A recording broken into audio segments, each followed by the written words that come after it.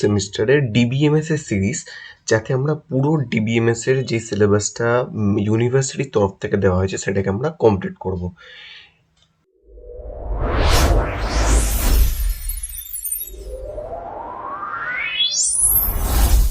আজকে আমরা পুরো ম্যাকআউট সিলেবাসের ডিবিএমএস সিলেবাসের মডিউল 1। এবার মডিউল 1 এর ইন্ট্রোডাকশনটা দেখতে গেলে অনেক বড় একটা চ্যাপ্টার, এবং তার মধ্যে আজকে আমরা কভার করতে চলেছি কনসেপ্ট অ্যান্ড ওভারভিউ অফ ডিবিএমএসটাকে। প্রথমে ডিবিএমএস সম্বন্ধে জানতে হবে, এটা কি, কখন কাজে লাগে, সেই সম্বন্ধে একটা ধারণা তৈরি করে নিতে হবে। এইবারে আমি যদি এর উদাহরণের কথা বলি, আমি যখন রিয়েল লাইফে কোনো ইনস্টাগ্রামে কোনো পেজ বা কোনো অ্যাকাউন্ট আমি যখন সার্চ করি, তো আমি সেই অ্যাকাউন্টের নামটা এখানে গিয়ে সার্চ বক্সে ক্লিক করি, রাইট? আর যখনই আমি তার নামটা, যখনই কোনো অ্যাকাউন্টের নাম আমি যখন এই সার্চ বারে লিখি, তখনই অ্যাকাউন্টসে পুরো পৃথিবী জুড়ে যত এই নামের অ্যাকাউন্টস আছে সব নাম আমার কাছে 1 থেকে 2 সেকেন্ডের মধ্যে প্রেজেন্ট হয়ে যায়। তাহলে এই যে এত অ্যাকাউন্টের নামই, প্রতিটা অ্যাকাউন্টের যে ডেটা, সেটা কি আমার মোবাইলের ভেতর স্টোর করা আছে? তাহলে আমার একটা অ্যাপের সাইজই হতো হয়তো জিবিতে, তো হতো না, টিবিতে সাইজ হতো। তাহলে সেটা কি একটা মোবাইলের পক্ষে সম্ভব না? এর মানে হচ্ছে এই যে এত ডেটা আছে, এত অ্যাকাউন্ট, এত ডেটা আছে, এইটা ইনস্টাগ্রাম কোথাও একটা নিজের কাছে স্টোর করে রেখেছে। ওর একটা নিজস্ব একটা ডেটার ভান্ডার আছে। আর এই ডেটার ভান্ডার থেকে আমি বলছি, স্পেস দিয়ে যত নাম আছে, যত স্পেস দিয়ে যত ডেটা আছে, সেই ডেটাগুলোকে আমাকে সেই ডেটাগুলো আমাকে দাও। আমি এখান থেকে বলছি স্পেস নামে যত ডেটা আছে সেই সব ডেটা আমাকে প্রোভাইড করো। তখন এই ডেটার ভান্ডার থেকে তখন আমাকে যে ডেটাগুলো আসছে, তাহলে এই ডেটার ভান্ডারটাকে আমরা বলছি ডেটাবেস। এইবারে আমি যদি আরেকটা উদাহরণের কথা বলি, যদি মেক মাই ট্রিপের ওয়েবসাইটে যাই আর এইখানে গিয়ে একটা ফ্লাইট বুক করতে যাই, ঠিক আছে? আমি প্রথম এখানে গেলাম, ফ্লাইটসে গেলাম, আমি কলকাতা থেকে মুম্বাই যাব।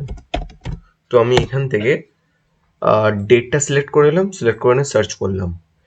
যেই আমি সার্চ করলাম, মেক মাই ট্রিপের ডেটাবেসে যত এই ফ্লাইট সম্পর্কিত যত ডেটা আছে, সঙ্গে সঙ্গে সেই সব ডেটাগুলো আমার কাছে চলে এলো। এখানে আমি দেখতে পাচ্ছি যত কটা ফ্লাইট অ্যাভেলেবেল আছে, প্রতিটা ফ্লাইটের ডেটা আমি এখানে দেখতে পাচ্ছি। তার মানে এই যে ডেটাটা আছে, এই ডেটাটা একটা কোথাও স্টোর করা আছে, সেই ডেটা থেকে এই ডেটাটা আমার কাছে আসছে। এইবারে আমি যদি একটা ক্লিয়ার আইডিয়া লাগাই, তাহলে আমি কি নিজে গিয়ে সেই ডেটাবেস থেকে ডেটা নিয়ে আসছি? আমি ধরি এই যে মেক মাই ট্রিপের যে ওয়েবসাইটটা আছে,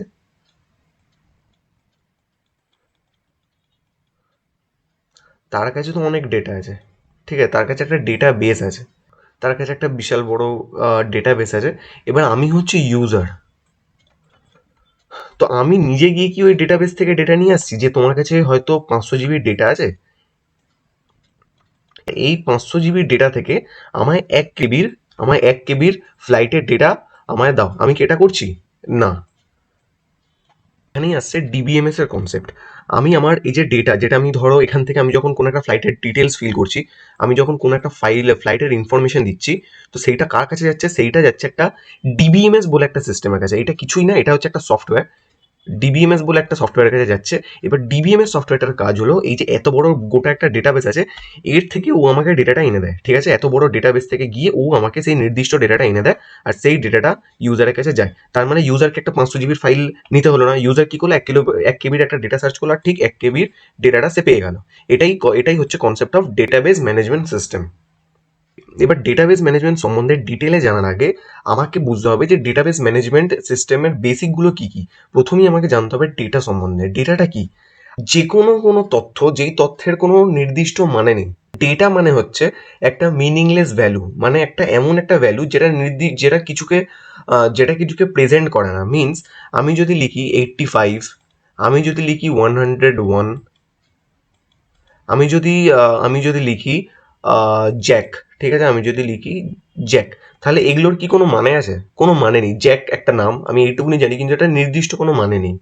101 কোনো মানে নেই, 85 কোনো মানে নেই, এগুলো মিনিংলেস। কিন্তু এই প্রতিটা জিনিস এক একটা ডেটা, ঠিক আছে, এবার লেখানে লেখা আছে data is the new oil. Ambani নিজেও বলেছে data is the new oil. এর মানে হচ্ছে ডেটা, মডার্ন টাইমসে ডেটার ভ্যালু কিন্তু প্রচুর, যেটা আমরা এখনো পর্যন্ত রিয়েলাইজ করতে পারছি না। কিন্তু যত এই সাবজেক্টটা নিয়ে পড়তে থাকবো তত বুঝতে পারবো যে ডেটার ভ্যালু কিন্তু প্রচুর।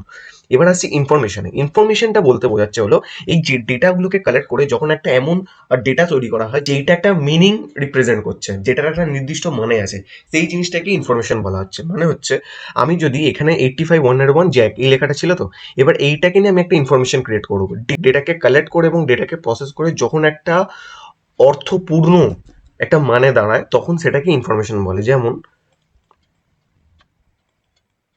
যেরকম এইখানে জ্যাক স্কোর্ড 85 মার্কস, ঠিক আছে, এখানে আমি জ্যাকের ইউজ করেছি, আবার 85-এরও ইউজ করেছি, আর জ্যাক স্টুডেন্ট আইডি 101, ঠিক আছে, এইখানেও আমি জ্যাকেট ইউজ করেছি, আবার স্টুডেন্টেরও ইউজ করেছি। তার মানে আমি প্রতিটা ডেটাকে নিয়ে একটা এমন ইনফরমেশন, একটা এমন সেন্টেন্স তৈরি করলাম যেটা একটা মিনিংকে রিপ্রেজেন্ট, যেটা একটা মিনিং রিটার্ন করছে। তাহলে এই জিনিসটাকেই আমরা বলি ইনফরমেশন, যেটার একটা মিনিং আছে। এবার আমি ডেটাবেসের কনসেপ্টে আসবো। ডেটাবেস হচ্ছে একটা organise collection of related data stored in a structure format so that it can be easily accessed, managed and updated.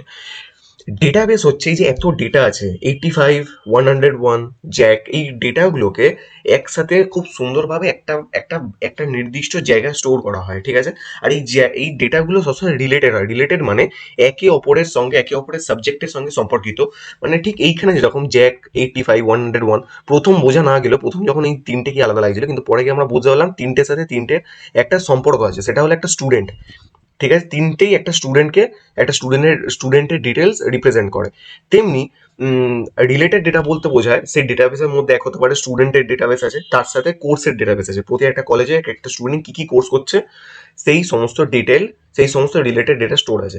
এই না যে স্টুডেন্টের ডেটা এক জায়গায় স্টোর আছে আর তার সাথে এমপ্লয়ীদের ডেটা স্টোর আছে, সেটা সেটা ডিপেন্ড করে সিচুয়েশনটা কি। কিন্তু সবসময় সম্পর্কিত ডেটা, যেটার সাবজেক্ট একই, যেই ডেটাগুলোর সাবজেক্ট একই, সেগুলোকে সুন্দর করে একটা জায়গায় যখন স্টোর করা হয় সেইটাকেই বলে ডেটাবেস। আর এই ডেটাবেসের ফলে কি হয়, আমরা ওই যে ডেটাটা স্টোর করা আছে ওটা খুবই সহজে অ্যাক্সেস করতে পারি, কখনো চেঞ্জও করতে পারি, আবার যখন তখন আপডেটও করতে পারি। তাহলে এর মেইন অ্যাডভান্টেজগুলো কি কি? এর মেইন অ্যাডভান্টেজ হলো এই ডেটাবেসের জন্যই ডেটার ইনসার্শন, ডিলিশন আর আপডেশন অনেক সহজ হয়ে যাচ্ছে। আর এইটাকেই সহজ করার মেইন কাজটাই করছে ডিবিএমএস, ডেটাবেস ম্যানেজমেন্ট সিস্টেম। এই ডেটাবেস ম্যানেজমেন্ট সিস্টেমটা কিভাবে কাজ করছে, ধরো আমি একটা ইউজার, ঠিক আছে, আমি একটা অ্যাপ ইউজ করছি। যেরকম আমি ধরি আমি সিনেমার টিকিট বুক করছি, ঠিক আছে। এবার আমি একটা অ্যাপ ইউজ করছি বুক মাই শো। এবার বুক মাই শোতে আমি যখন একটা সিনেমার উপর ক্লিক করছি, এবার সিনেমাতে কটা সিট অ্যাভেলেবেল আছে, কি মুভি চলছে, মুভির শো টাইম কি, যে যত সমস্ত ডেটা আছে সেইটা ওই অ্যাপটা কি করবে, কালেক্ট করতে হবে ডেটাবেস থেকে। তো তখন কি করে, ও একটা এপিআই সেন্ড করে, এপিআই রিকোয়েস্ট সেন্ড করে, কাকে সেন্ড করে, ডিবিএমএস কে সেন্ড করে। এবার ডিবিএমএস যায় ডেটাবেসের কাছে।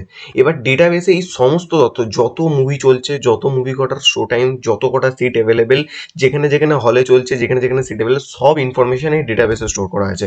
তো ডিবিএমএস কি করে, আমি যেই ডেটাটাকে চেয়েছি ও সেই ডেটাটাকে এইখান থেকে তুলে নিয়ে আসে, এবার নিয়ে এসে সেই ডেটাকে আমার কাছে রিটার্ন করে। এইটাই হচ্ছে কাজ ডেটাবেস ডিবিএমএস সফটওয়্যারের।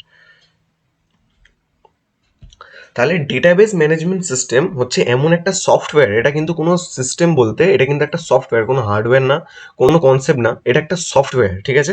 এটা এটাতে কি করে, এটাতে আমরা ডেটাবেসে যে কোনো ডেটাকে তৈরি করতে পারি, মানে যে কোনো ডেটাকে রাখতে পারি, সেই ডেটাবেসের মধ্যে সেই ডেটাটাকে ম্যানেজ করতে পারি, সেটাকে যখন তখন তুলে এনে সেটাকে আপডেট করতে পারি, বা যখন তখন তুলে এনে সেটাকে দেখতে পারি, সেই ডেটাটাকে যখন তখন অ্যাক্সেস করতে পারি। সেটা মেনলি একটা ইন্টারফেস হিসেবে কাজ করে ইউজার আর ডেটাবেসের মধ্যে, যেটা আমি এক্ষুনি কথা বললাম।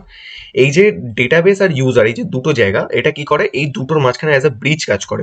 এখান থেকে ও রিকোয়েস্ট নেয়, ডেটাবেসের কাছে যায়, ডেটাবেসের থেকে ডেটা নেয়, আবার ইউজারের কাছে ফেরত দিয়ে দেয়।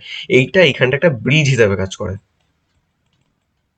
এটার মেইন অ্যাডভান্টেজগুলো হলো এটা ডেটাকে অর্গানাইজ রাখতে সাহায্য করে, ডেটার ইন্টিগ্রিটিতে সাহায্য করে, আর ডেটার সিকিউরিটি যে কেউ যখন তখন যা ইচ্ছাভাবে অ্যাক্সেস করে নিতে পারবে না। আমি যদি চাই প্রতিটা, আমি যদি বুক মাই শোতে যাই, এবার যে কোনো একটা মুভিতে আমি যখন ক্লিক করি, আমি যদি জানতে চাই হয়তো মুভিটার বক্স অফিস কত কালেকশন হয়েছে, তো আমি কি সেই ডেটাটাকে অ্যাক্সেস করতে পারি? না। সেই ডেটাকে হয়তো কোনো একটা খুব বেশি অথরাইজড কেউ অ্যাক্সেস করতে পারবে, তাই না? আমি সব ডেটাকে অ্যাক্সেস করতে পারি না। আমার যে ডেটাটুকু, যেটা আমার পারমিশন আছে, আমি সেটাকে অ্যাক্সেস করতে পারি। তো এটাকে আমি বলতে পারি ডেটা সিকিউরিটি। আর ডেটা অ্যাক্সেসিবিলিটি বলতে আমি ডেটাকে যখন তখন অ্যাক্সেস করতে পারি। আমি রাত 2টোর সময় টিকিট বুক করতে পারি, আবার দুপুর 1টার সময় টিকিট বুক করতে পারি, এটার কোনো লিমিট নেই। তো ডেটা অ্যাক্সেসিবিলিটি এই কাজটাও ডিবিএমএস করে, তাহলে ডিবিএমএস এর অনেক লাভ আছে। এবার প্রথমে ডিবিএমএস কেও বোঝার আগে আমি যদি ফাইল সিস্টেমের কথা বলি, ফাইল সিস্টেমটা কি? ফাইল সিস্টেম হচ্ছে একটা এমন পদ্ধতি যেখানে যত ডেটা আছে আমরা কোনো ডেটাবেসের মধ্যে স্টোর করি না, আমরা ফাইলস আর ফোল্ডার্সের মধ্যে সেই ডেটাগুলোকে স্টোর করে রাখি। আমি যখন উইন্ডোজ চালাই, যখন আমি আমার ল্যাপটপ বা কম্পিউটার অন করি, তখন আমার কাছে ফাইল এক্সপ্লোরার থাকে। তো সেই ফাইল এক্সপ্লোরারের মধ্যে আমরা দেখি আমাদের যত ডেটা আছে সেগুলো এক একটা ফোল্ডার করে স্টোর হয়ে আছে। এবার আমি যদি ডেস্কটপ থেকে বা ইমেজেসের থেকে আমি যে কোনো একটা পার্টিকুলার ইমেজ চাই, বা ডাউনলোডের থেকে বা সি ড্রাইভ থেকে যে কোনো একটা পার্টিকুলার ডেটা চাই, তো আমি কি সেই পার্টিকুলার ডেটাটা কি পেয়ে যাই? না, আমি যখন এতে ক্লিক করি আমি সব কটা ডেটাকে দেখতে পাবে, সেখান থেকে আমাকে নিজে থেকে ম্যানুয়ালি সেই ডেটাটাকে খুঁজে বার করতে হয়। ঠিক আছে, এই যে আমি যখন গেলাম আমাকে সেই ডেটাটাকে নিজে থেকে খুঁজে বার করতে হচ্ছে। কিন্তু ডেটাবেসে কি হচ্ছে, আমাকে নিজে থেকে এই ডেটাটা খুঁজে বার করতে হচ্ছে না। ধরি যে আমি আইআরসিটিসি ওয়েবসাইটে একটা ট্রেনের টিকিট বুক করছি, এবার আমি যদি এরকম ওটা যদি এবার ফাইল সিস্টেমে স্টোর করা থাকতো, তাহলে আমার কাছে লক্ষ লক্ষ ফোল্ডার আমার কাছে থাকতো। এবার সেখান থেকে আমার ওই পার্টিকুলার ট্রেনের অ্যাভেলেবিলিটি জানার জন্য সেই পার্টিকুলার ফোল্ডারটাকে খোঁজা এতটাই কঠিন এবং অসম্ভব হয়ে পড়তো যে কেউই একটা টিকিট বুকই করতে পারতো না। এবার তার জন্য ডিবিএমএস কি করে, আমি না খুঁজে ডিবিএমএস কে বলে দিই আমাকে এই ডেটাটা এনে দিতে হবে, আর ডিবিএমএস ডেটাবেস থেকে সেই ডেটাকেই তুলে নিয়ে এসে আমার কাছে প্রেজেন্ট করে। এটাই হচ্ছে ডিবিএমএস এর main concept, overview of DBMS.